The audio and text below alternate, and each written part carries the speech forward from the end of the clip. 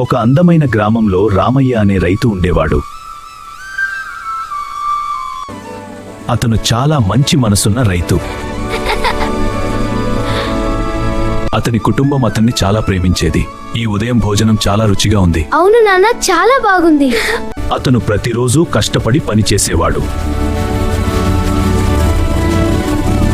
ఒకరోజు అతనికి ఆశ్చర్యకరమైనది జరిగింది. అతనికి బంగారు నాణేలు దొరికాయి. అతని మనసులో ఒక సందేహం వచ్చింది. అతను నిజాయితీని ఎంచుకున్నాడు. గ్రామ పెద్ద దగ్గరకు వెళ్ళాడు.